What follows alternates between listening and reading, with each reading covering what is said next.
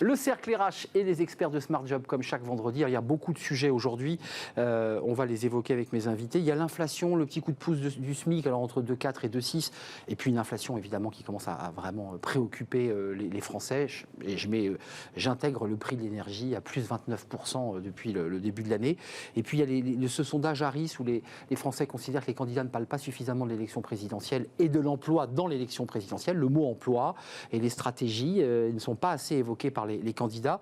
Et puis, il y a un autre sujet, alors on le traitera, c'est l'apprentissage, parce qu'il y avait un vrai débat avec la note de l'OFCE qui disait mais c'est un peu une éponge à chômage. Et puis, il y a une autre étude qui explique que c'est plutôt bénéfique pour notre économie. C'est-à-dire que malgré l'investissement et le coût de l'apprentissage, c'est bon pour notre économie et c'est un apport pour l'économie. Commençons, et je vous présente mes invités évidemment. Pascale Johannin, merci d'être là. Bonjour. C'est un vrai plaisir, directrice générale de la Fondation Robert Schuman.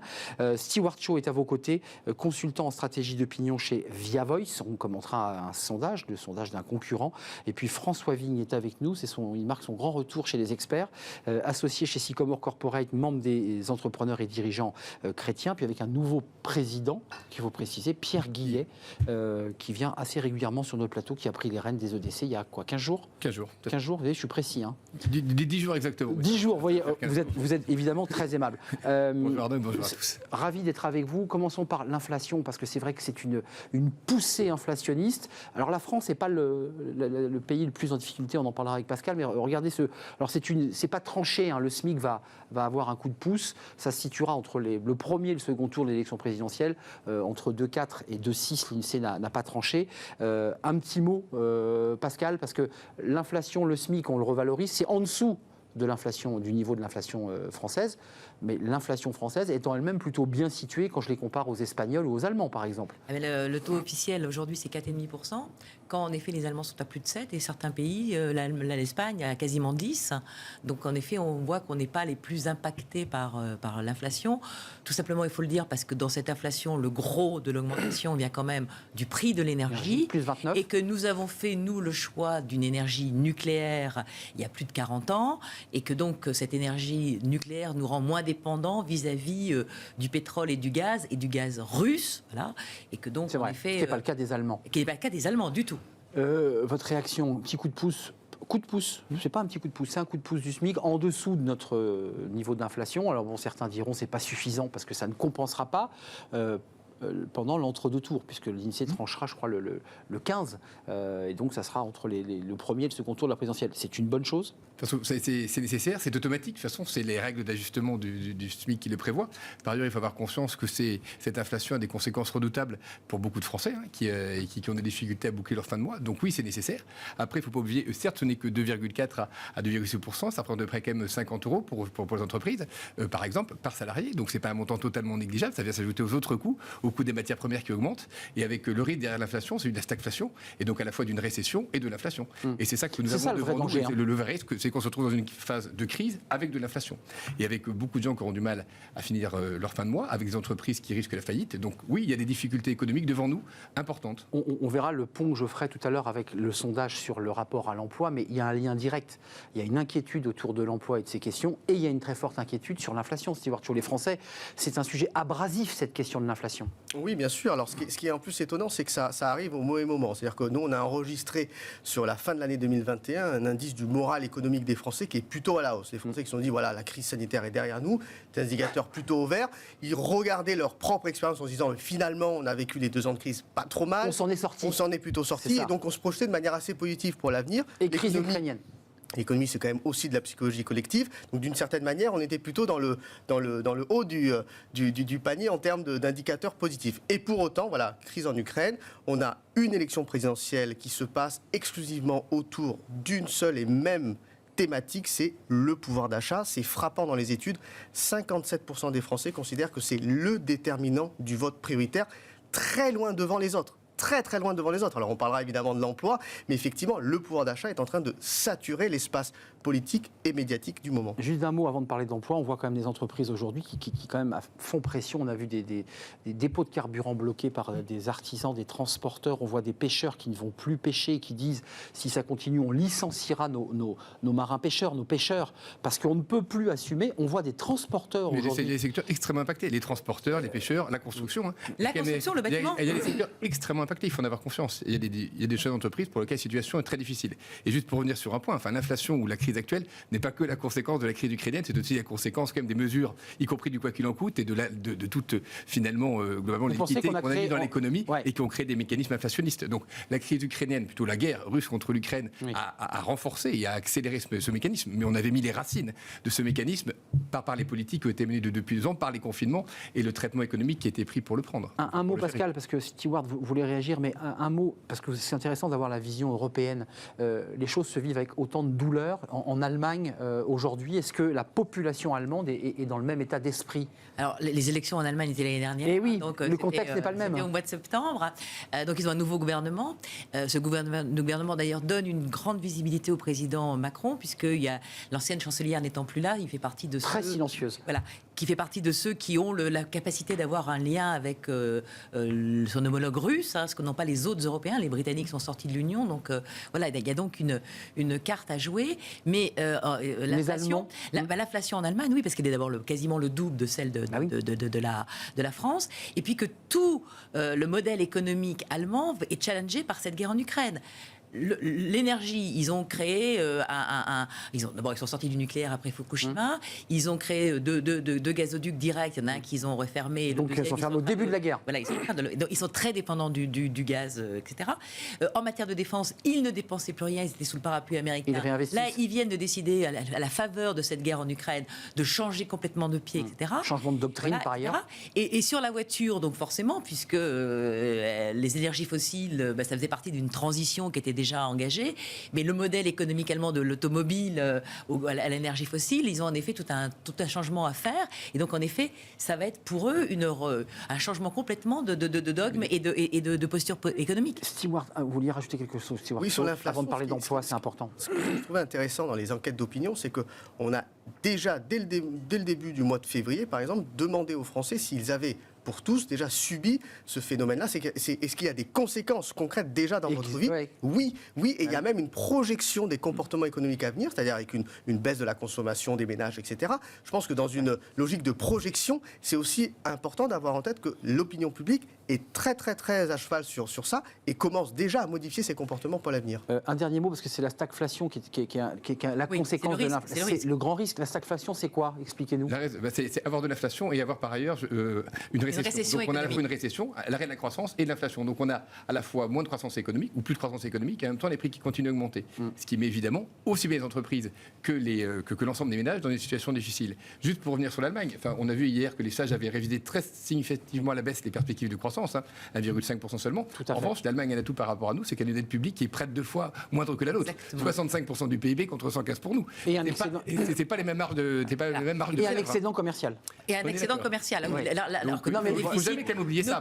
Alors que le déficit commercial chez nous est abyssal. 86 milliards. Mais ce qui est important aussi, au-delà du prix de l'énergie sur cette inflation, et vous avez raison de le dire, c'est que ça touche aussi les matières premières de l'alimentation. Et donc, en effet, ne moins rouler ou faire des économies d'énergie, moins dépenser, baisser son chauffage, ça semble possible pour certains. Je ne dis pas que c'est... Pas pour les gens dans les campagnes, parce que pour aller quand il faut aller... Par contre, manger et mettre quelque chose dans l'assiette avec le pain, le prix du blé, etc., en effet, ça a un vrai impact sur le budget quotidien des Français. Transition sur l'emploi, ce sondage Harris sur le rapport des Français à l'emploi qui permet de savoir si depuis 2017, qui permet d'avoir une vue sur le quinquennat, les Français considèrent que dans cette campagne on en parle plus. Vous allez voir, non, 93% des Français qui sont inscrits sur les listes électorales indiquent qu'il s'agit d'une thématique qui jouera un rôle important dans leur vote dans les prochaines échéances. Ça, c'est un élément important, et dont 52% un rôle très important, c'est plus 6 points. Stewart Cho, vous qui observez ces sondages, on voit voit qu'il y a un lien. Parce que quand on dit inflation, il y a risque aussi que des entreprises se retrouvent en difficulté et que ça impacte l'emploi, parce qu'il y a un lien assez direct quand même. Alors c'est vrai que pour le coup, il y a un phénomène que l'on observe pendant cette campagne présidentielle qui est la déconnexion entre les enjeux que les Français identifient depuis très longtemps déjà. Il y a les 3 premiers enjeux et on les a depuis très longtemps, et pour autant ce qu'ils perçoivent du débat public et du débat politique. L'emploi en est un exemple, mais on a montré d'autres exemples dans d'autres études. La question de la santé, la question de l'éducation, par exemple, grande absent, la question de la grande précarité, de la lutte contre la pauvreté. Et l'emploi fait partie effectivement de ces sujets sous-représentés en regard de l'importance que ça a pour l'opinion publique. Pour autant, et je pense qu'il faut aussi nuancer les choses, les Français savent très bien, quand on parle de pouvoir d'achat, on parle aussi derrière finalement d'emploi, d'économie, etc. Et donc, finalement, la matrice, c'est ce que je disais tout à l'heure. Les deux sont liés. Évidemment, pouvoir d'achat est tellement puissante qu'aujourd'hui, on parle sans cesse effectivement de production de richesse, de revalorisation des salaires.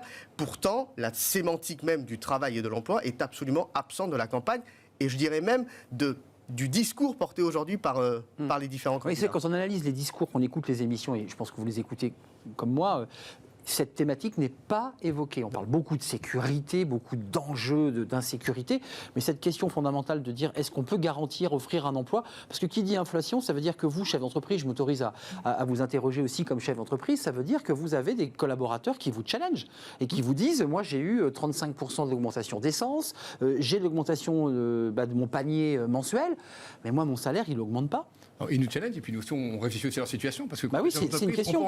On est parfois challengé, mais également de temps en temps on anticipe, donc on pense également et parfois on peut devancer certaines de leurs demandes, et on est également très concerné par aujourd'hui, je dirais, le pouvoir d'achat et évidemment les modalités de vie de nos salariés. Je m'autorise qu'il faut que vous ayez de la croissance quand même, parce qu'un chef d'entreprise qui dit à ses salariés j'anticipe, je vous mets plus 10. Mais encore, c'est à nous, je dirais, d'anticiper la hausse des coûts. Et si on veut pouvoir gérer intelligemment la hausse des coûts, il faut une hausse des revenus. C'est tout évidemment le challenge du chef d'entreprise.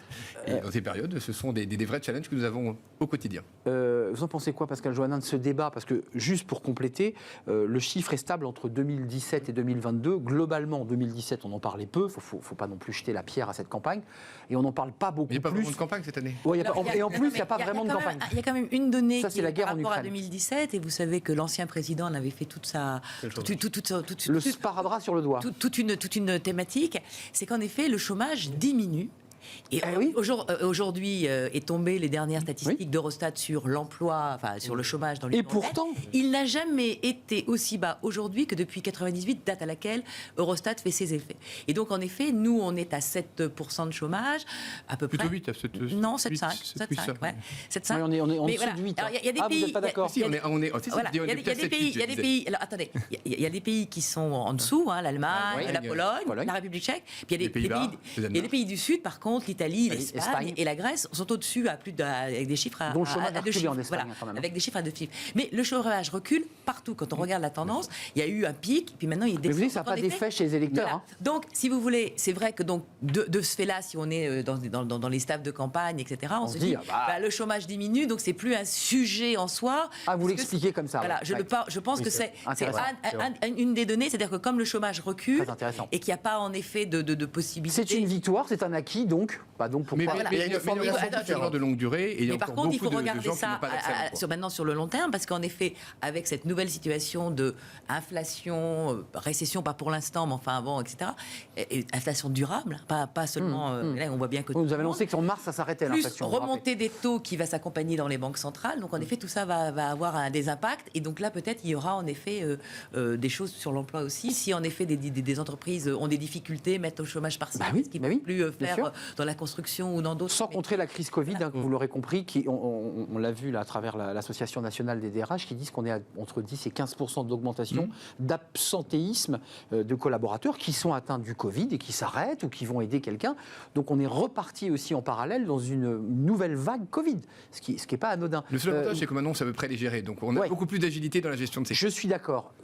Qu'est-ce que vous en pensez de cet argument? On n'en parle pas parce qu'on pense que c'est un acquis, qu'on a gagné. Oui, je pense que c'est assez juste parce qu'effectivement, effectivement, le déplacement du discours est intéressant. C'est-à-dire qu'on est passé de comment on fait accéder à chacun à un emploi, alors évidemment, le taux de chômage est beaucoup trop important et il faut que ça reste une cause nationale, à comment on vit mieux de notre travail. Et c'est-à-dire que le discours aujourd'hui politique qui est basé vraiment sur cette revalorisation du travail, comment on vit mieux, comment on vit dignement de ce travail. C'est plus le travail, c'est la façon dont j'exerce. Exactement, comment on le reconnaît mieux et plus de la part des entreprises ou autres, qui impulse énormément dans le discours politique, et c'est peut-être l'une des raisons pour laquelle le mot ou la thématique emploi apparaît peut-être un peu moins. C'est d'ailleurs sûrement aussi parce que c'est des sujets un peu complexes. Quand on commence à descendre un tout petit peu dans l'analyse, c'est le sens, c'est l'envie de repenser son travail dans l'indépendance. C'est vrai que c'est pas des thèmes, j'allais dire, sexy de campagne présidentielle. Et puis Arnaud, là pour le coup, c'est pas ça. Arnaud, pour le coup, dans une campagne électorale, c'est pas les dirigeants, ou les candidats qui vont changer l'emploi, parce que c'est quand même quelque chose qui est lié dans les entreprises. Oui, c'est vrai. C'est là que ça se passe. Donc, l'État peut quand même créer des conditions favorables. Et également le coût du travail qui reste aussi une façon. Il y a quelques lois de travail. Là, pour le coup, que ça soit pour pallier la baisse du pouvoir d'achat, etc., il y a beaucoup de mesures qui doivent jouer pour que les entreprises aient moins de charges ou des impôts de production pour pouvoir en effet se donner des marges de manœuvre pour peut-être augmenter les salaires, parce que c'est vrai que sinon ça va être difficile de pouvoir en effet gérer ces sentiments, cette perception qu'ont les Français d'une baisse drastique de leur pouvoir d'achat. Et donc si on n'est pas en mesure de répondre favorablement, mais ça en effet c'est l'État qui peut donner des leviers. Donc les lois travail, Pascal, il y a eu des lois travail, ça a été des manifestations très dures, donc l'État a souvent pris quand même des mesures pour encadrer ou améliorer, fluidifier le travail. On termine avec l'apprentissage, parce que ça c'est un sujet qui avait démarré aussi. Alors l'apprentissage, pareil, le gouvernement a considéré, les résultats sont bons d'ailleurs, qu'on n'a jamais autant de signés de contrats d'apprentissage. On ne sait pas exactement combien on en a entre ce qui sort et ce qui rentre. On nous a parlé de 730 000. 900 000 plutôt actuellement, 900 000, les dernières études. Mais ça c'est le stock. Il y a aussi ceux qui sortent, donc c'est pas tout à fait 900 000, mais certains ont dit, l'OFCE, mais est-ce qu'il faut les compter comme demandeurs d'emploi, puisqu'ils n'ont pas encore vraiment un emploi? Et bien là, il y a une étude très intéressante qui est sortie et qui indique justement bien que c'est bon pour notre économie, c'est un bénéfice d'1,8 point pour notre économie. Stewart Chaud, cet apprentissage, encore une fois, là aussi, c'est pas mis en avant dans la campagne, mais c'est un élément pilier de la réussite là, du gouvernement quand même. Alors, d'un point de vue de l'opinion, parce que moi je suis pas un expert évidemment de technique de tout cela, d'un point de vue de l'opinion, ce que je trouve intéressant sur l'apprentissage, c'est qu'il y a une mutation de l'image que l'on en a déjà. C'est-à-dire que l'apprentissage a une meilleure image qu'il y a 5 voire une dizaine d'années. Ça, c'est une première chose. Auprès des Français, globalement, on est à peu près à plus de 8 Français sur 10 qui a plutôt une bonne image de cette façon finalement de former nos jeunes. Deuxième élément, auprès des plus jeunes, cette image-là, elle est un peu écordée. Donc ça veut dire aussi que dans notre parcours de formation, dans le cursus de formation, on n'est pas non plus dans une logique comment dire, où on va favoriser forcément ce genre de Donc pas suffisamment, on a encore un peu de route. Et je pense que ça, c'est un élément et une marge de manœuvre assez intéressante. Le troisième élément, à mon sens, c'est qu'il y a quand même des choses qui font défaut. D'abord, le revenu de l'apprentissage, où certains considèrent que c'est pas suffisant. Et après, la logique aussi d'information, c'est-à-dire que l'apprentissage, il faut savoir comment y accéder, il faut avoir accès aussi à des entreprises. Donc finalement, ça peut aussi créer des inégalités entre les différents profils.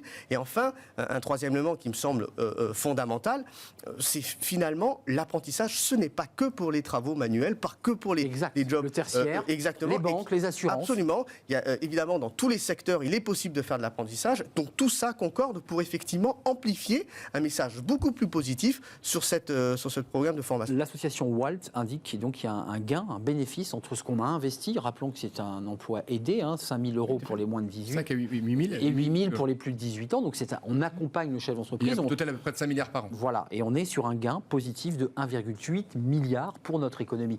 Qu'est-ce que vous en pensez de l'apprentissage? Vous dites, vous êtes parfois critique, mais sur l'apprentissage, vous dites on a quand même pris la bonne route. Et puis, en particulier aux entrepreneurs et dirigeants chrétiens, nous sommes tous très favorables à tout ce qui permet aux jeunes d'accéder à l'emploi. Donc nous sommes très favorables à l'apprentissage. Il faut toujours, là encore, éviter les effets d'aubaine, mesurer l'efficacité, mais on est très favorables. En revanche, on pense que c'est pas suffisant, parce qu'il y a plein de jeunes qui ne rentrent pas non plus dans les dispositifs, je dirais, notamment d'apprentissage, notamment les plus éloignés de l'emploi. C'est pour ça qu'on pousse beaucoup aussi des écoles de production, pour former des jeunes qui sont, eux, totalement en dehors du système, pour leur permettre de rentrer dans le système. Les NEET. Et on pense véritablement que la priorité qu'il faut, et pour les 5 prochaines années et les suivantes, c'est vraiment de permettre à tous les gens les plus éloignés de l'emploi d'y rentrer. Il faut aider les autres aussi, mais ceux qui sont le plus éloignés de l'emploi, faisons-en vraiment notre priorité collective pour leur permettre d'avoir un travail qui leur permette de se réaliser. Enfin, je note ce paradoxe, on n'a jamais autant signé de contrats, là, clairement d'alternance, le chômage n'a jamais été aussi bas depuis des années. Et paradoxalement, il y a une sorte d'angoisse, il y a une inquiétude presque existentielle autour de cette question. Enfin, je veux dire, ce sujet ne sera pas réglé ce soir, mais dans l'émission en tout cas, mais en tout cas, c'est un sujet. Mais c'est un sujet, mais là, Oui. quand on l'ouvre au niveau européen, alors là, on se dit qu'on est plutôt sur la bonne voie. Parce que quand on voit les pays, alors par exemple l'Allemagne ou l'Autriche ou d'autres pays européens, qui ont favorisé l'apprentissage depuis très longtemps et qui on voit leurs résultats économiques et leurs taux de chômage qui sont bien moindres. Ça marche ceux très voilà, bien. ça marche très bien. Donc on se dit, mais que n'avons-nous pas fait ça plus tôt? Alors je suis d'accord, il faut revaloriser l'apprentissage, il faut faire de l'information. On a en Europe... On est sur la bonne route en Voilà, France. on est sur la bonne parce qu'on route. comparait avec les Voilà, Allemands. on est sur la bonne route. On est en train de rattraper un peu le retard que nous avions. Et donc, sur le long terme, pareil, il faut pas, le court terme est encore un peu court. Mais quand on regarde ce qu'on fait des pays qui ont favorisé l'apprentissage et les résultats économiques qui sont les leurs, tant en matière d'emploi ou de trucs, on se dit que normalement c'est la bonne voie. Et au niveau européen maintenant, il y a aussi le fameux programme Erasmus. Ça Oui. n'est pas que pour les étudiants qui C'est font exact. des études supérieures. Mais technique aussi. Il y a maintenant un Erasmus des apprentis qui permet surtout, alors là pour le coup, à des jeunes, puisque Erasmus ça veut dire l'apprentissage pour aller dans d'autres pays, à d'autres cultures, dans des entreprises qui ont peut-être en effet des implantations, parler une autre langue, améliorer un peu. Oui, c'est pas tant de faire une formation, Et donc- si j'ai bien compris. et hein, donc, mais c'est ouvert, donc ça veut dire qu'on est sorti un petit peu de l'élitisme et on revient à un programme qui est très bien coté, très bien perçu par les Français et par les Européens au niveau des apprentis. Donc ça devrait aussi favoriser cette mobilité pour essayer de faire en sorte que les jeunes soient plus flexibles, Ce qui sera un signal très important, c'est que nous avons aussi demain des apprentis ministres, enfin des apprentis qui sont devenus ministres ou des apprentis à tête des entreprises publiques en particulier. Exactement. Et ça sera des vrais signaux que nous devons donner Il aux y a des apprentis. exemples dans d'autres pays. Ça et dépend donc comment vous le dites. Tout est possible. C'est-à-dire que On a beaucoup d'apprentis. l'apprentissage, c'est pas une voie de garage, c'est pas une voie B. Ça peut être en effet un tremplin qui permet après de faire d'autres choses Ouais. et d'aboutir peut-être Bah, à la tête d'une entreprise. Voilà. J'ai envie de dire que dans 1 ou 2 mois, on aura peut-être des ministres en apprentissage. Ça peut arriver. Voilà. Mais je ne sais pas s'ils signeront le contrat d'apprentissage dans leur C'est cas. pas sûr. Juste vous indiquer que la loi travail avait été mise en application le 31. Donc j'imagine que vos juristes sont déjà en train de se pencher. On n'aura pas le temps d'en Même débattre. avant, parce qu'en fait, il faut souvent anticiper l'application Mais des vous anticipez beaucoup chez les EDC. Visite médicale de mi-carrière, la prévention des risques, on en parlera peut-être à l'occasion d'un débat. Et puis surtout, une redéfinition du harcèlement sexuel. Ça, c'est très intéressant parce qu'il est indiqué que même les propos et comportements à connotation sexuelle répétés sont intégrés dans le Code du travail comme considérés, donc ces propos, comme du harcèlement sexuel. Et Ça, là, c'est il y a très aussi intéressant. une comparaison européenne qui est valable parce que ce problème se retrouve un peu partout avec des pays qui ont fait aussi des mesures assez importantes dont on pourrait Absolument. s'inspirer. Et on en parlera la semaine prochaine en débat justement de cette question du harcèlement sexuel. On le redéfinit dans le cadre de cette loi santé-travail. Merci pour ce débat passionnant. On n'a pas tout réglé évidemment, mais on a ouvert évidemment des réflexions. Merci à Pascale Johannin, directrice générale de la Fondation Robert Schuman. Merci à Stewart Shaw. Vous êtes en charge d'une multitude de choses, notamment de la stratégie et de l'opinion chez Via Voice. Et merci à François Vigne. Vous êtes à la tête de Sycomore Corporate Finance, membre des EDC, avec un nouveau président. Ça va plus rigoler maintenant. Au contraire, on va continuer à Vous allez ensemble. continuer à aller de l'avant. Merci à vous trois. On termine avec Fenêtre sur l'emploi. On va s'intéresser au recrutement. C'est l'objet de cette rubrique. Le recrutement en vidéo, ça existe? Oui, on vous en parle.